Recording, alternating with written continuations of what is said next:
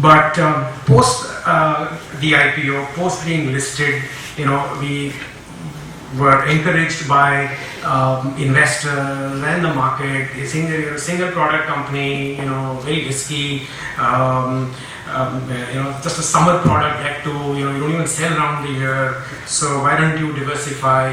And sort of it made sense, although I will admit there was a little voice inside me which wasn't quite comfortable with it, but the rationale was very powerful, and it made a lot of sense. So you had the synergy of the brand, you had the synergy of the distribution, you had the synergy of manufacturing. So why don't you expand your product portfolio? And we did, and so we expanded into products which were either counter seasonal, which were winter products, geysers, room heaters, convectors, or products which sold around the year, like a washing machine and air conditioners and water purifiers, flour mills, atta chakki, domestic atta chakki, and things like that.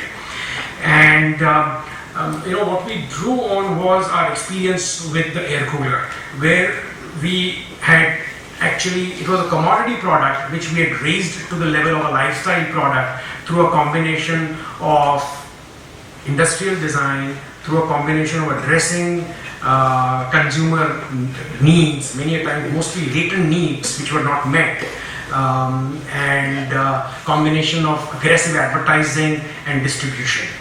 So we looked at, in those days, again in the early 90s, geysers, water heaters that we all have in our bathrooms today were all the same. They were these metal cylinders, they all looked the same. There were various companies around, I don't want to name them, but they had been around for 30, 40, 50 years. There was no innovation in the product. People wanted to hide the water heater in a loft in the bathroom, or they would put it outside the bathroom.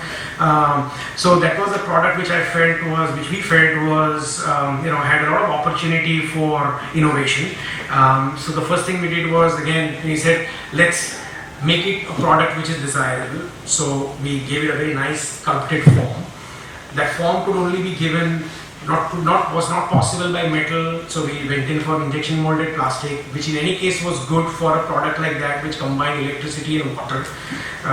So we did that. Another pain point was that when you go to take a shower in the morning, you switch on the geyser, you heated it up, then you put part of the water in a bucket, add in cold water, mix it, get the right temperature, and then bathe, and the rest of the water gets cold by evening.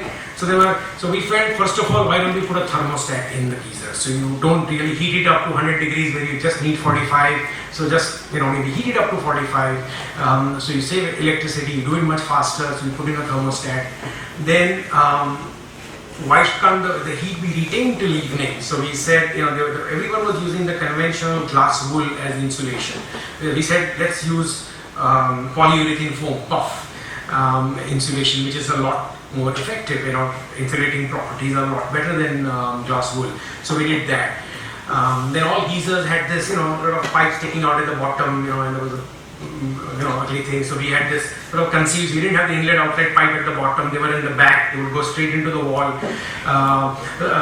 So we even designed all the way up to the plug. So it wasn't a regular anchor white plug with a black power cord. It was a nice white power cord and a nice well-designed plug which complemented the form of the geyser. So everything was designed to the last detail. Even the mounting clamp on the wall was very well designed.